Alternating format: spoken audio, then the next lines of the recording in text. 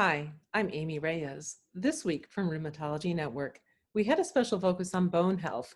We highlighted a study from Osteoporosis International that showed adherence to osteoporosis therapies is suboptimal and worsens with time. You can find that feature online at rheumatologynetwork.com. And in this week's edition of the Rheumatology Network podcast, Overdrive, we spoke with a physician who addressed the need to test and treat osteoporosis patients who are at high risk for a fracture.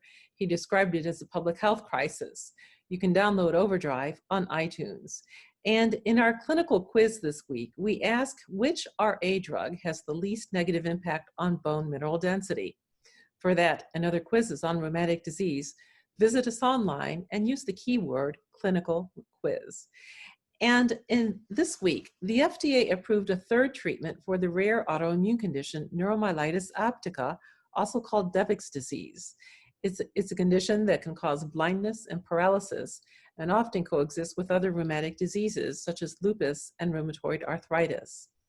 And finally, in today's one-on-one interview, we spoke with Dr.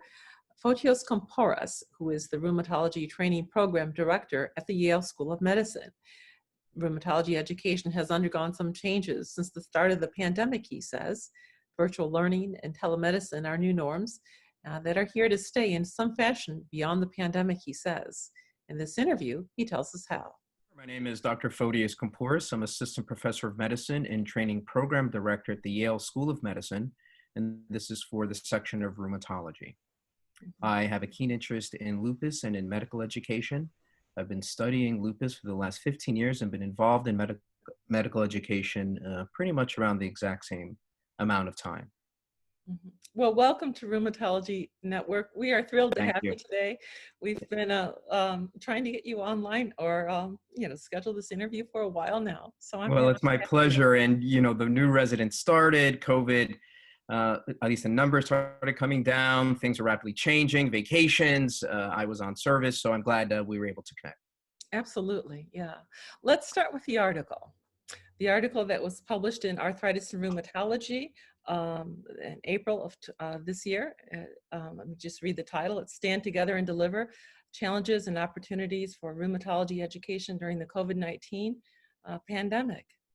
Right, I was asked by the editors to write an editorial on how, particularly in rheumatology, which is a cerebral subspecialty field and really requires a lot of physical exam data when formulating diagnosis and treatment plans, how this sudden change in the way we do medicine affected particularly our trainees, and what advice or how could we offer new ideas or innovations to continue high quality rheumatology education for the trainees while making sure that they still have all the skills they need that really are impossible to get during a telemedicine only situation. Mm-hmm. So it is a challenging time, just as you described. Right. So it requires us to And in fact, mm-hmm. And in fact, there was some, as you read in the article, there was some experience with the other smaller viral epidemics, not pandemics, did affect medical education, and there was some literature about it. And so I was very curious at how could we gain the experiences of those institutions when there were really other deadly viruses that were emerging regionally to maintain the quality of education, and how do you continue the education, and what were the viewpoints of the trainees? Were they fearful? Were they excited? Should you even put trainees in the front lines during these situations? So I thought all of this data was touched upon, or at least these ideas were touched upon previously, and this was an excellent opportunity to gather some of those experiences and write it for our general audience, particularly as it relates to rheumatology. Mm-hmm. So what conclusions or recommendations did you come to? Well, so it was clear that telemedicine works and that you can actually do a fair amount of education, particularly in a cerebral subspecialty, during a telemedicine visit. And in fact, feedback from patients has been very good. Unfortunately, we weren't able to do some of the physical exam pieces of the medical interview But I set up a situation where that those individuals that required some of those physical exam skills, that we would have a separate kind of opportunity where one trainee and or one attending may do that under the optimal circumstances for protecting themselves from contracting COVID. So we learned that telemedicine can work. We learned that it's an excellent platform for education, both in the clinic and actually outside the clinic. And we learned that you can combine or separate unique components of the evaluation and management services as part of a medical visit to allow trainees to remain involved despite an almost virtual platform. Hmm. Now, what concerns did the trainees have? The trainees were very concerned about their safety in particular. We dedicated a little piece on safety in the article, but the safety of both to themselves and to their loved ones. The lack of knowledge around what was going on with COVID, so fear about remaining involved. They were worried about meeting their milestones on their educational objectives. So each of these, the trainees either shared or in some way among all the trainees, these issues were brought up. But it was clear, at least among the trainees in the rheumatology at Yale, that they wanted to be involved. Hmm. And they would wanted to be involved either at front line if they could in any way, or even virtually. Hmm. And what challenges did you encounter that you may not have experienced? Because you mentioned Ebola, and I didn't think we don't think we had Zoom back then. Uh, Right. We yeah. were there, right. So some of the challenges, I mean, there were some technical challenges, at least in the software, and then suddenly there was a big growth in users. And I think the information technology community was able to galvanize and really provide a technology that would allow tens of thousands of users all at once. Uh, we learned that sometimes it takes a little bit more time actually to conduct an interview, and it takes a little bit more time to gather the data. And so that we had to adjust some of our timing to make sure that the trainees had enough supervision and enough opportunity to learn about their cases and to learn about the cases after they saw the patient. So to read more in depth about those diseases and our management plans. Hmm. We realized, though, that we could utilize other resources that were not readily available to us by exactly that, the video platforming. So we came up with a solution where we could have medical virtual interviews in the hospital. So each patient bed had a large screen that allowed for interviews and allowed for close-up skin examinations and range of motion. We provided or we developed a buddy system, which was a challenge, where that if someone unfortunately have gotten ill, then we had another backup, then a third backup, and a fourth backup. So understanding the chain of command, backup, and coveraging services and how that needed to have been adjusted also was an interesting challenge. Hmm. And how to really divide the resources across all of medicine and even within rheumatology, so that if our trainees weren't being used to see rheumatology patients, maybe they could manage non-COVID patients in the hospital Hmm. under appropriate supervision, so that there was a diversification of labor despite the training status. Hmm. We're actually allowed by the ACGME to do that because we normally don't have physicians spend a great deal of their time during their training period involved in another subspecialty. But when there's an emergency pandemic status, as was issued for the US, we were allowed to use our trainees. But again, the challenge was which trainees and where to put them and how to bring them back and what happens if they did get exposed and they did contract the illness and then they couldn't come back to serve in the role that they initially were supposed to. So all of these provided, posed new challenges in organization and in arranging time scheduling. Hmm.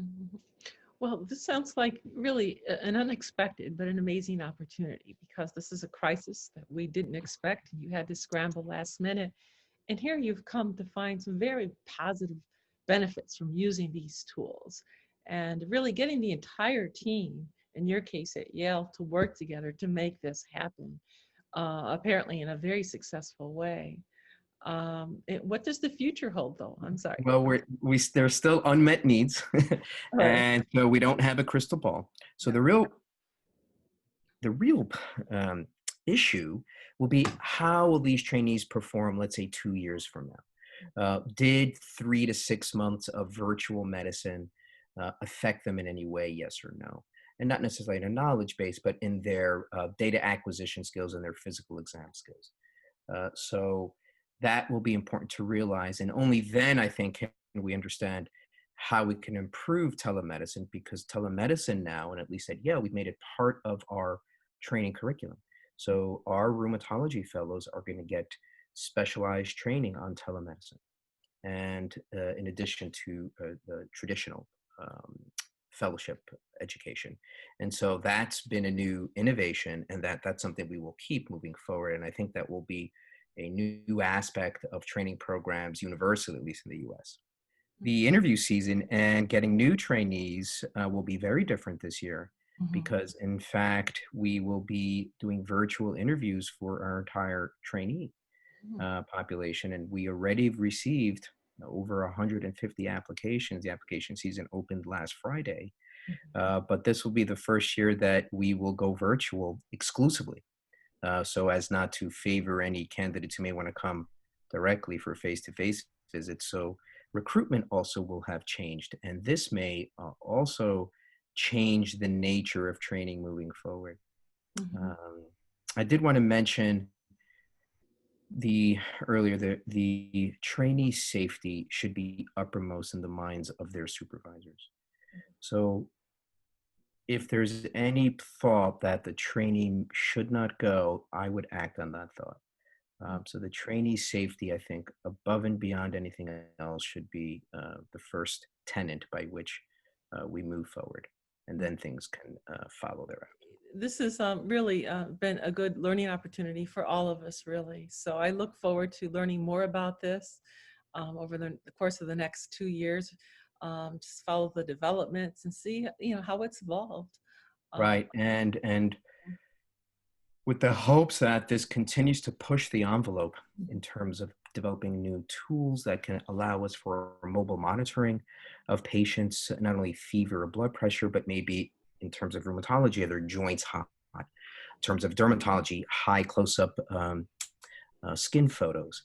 And so we're getting to the point where we're developing new tools for mobile monitoring. For example, instead of feeling a wrist, you will have a device that can give you a how much pressure it takes to uh, uh, cause either a change in the patient's sensation of pain, or thermography over the joint, or is the skin thicker. So there will be new tools, I think, in the next year or two that will allow enhanced mobile monitoring to really tie telemedicine and virtual medicine to as close as to in person as possible. Well, I look forward to learning more about that. It sounds like an exciting field now, new opportunities for everyone all around. So, would you like to leave us with any other final thoughts? Well, yeah, and again, I want to thank you, Amy, for the opportunity to discuss this. But I think when we're dealing with these kinds of situations, and hopefully this won't happen anytime soon, but it may, that we should produce a cadre of physicians that will be on the ready should they need or experience really widespread infectious illness during their training periods, and that there wouldn't be a paralysis, as I mentioned in the paper, that could occur because there was just lack of preparedness or lack of training. hmm Okay. All right. Well, thank you.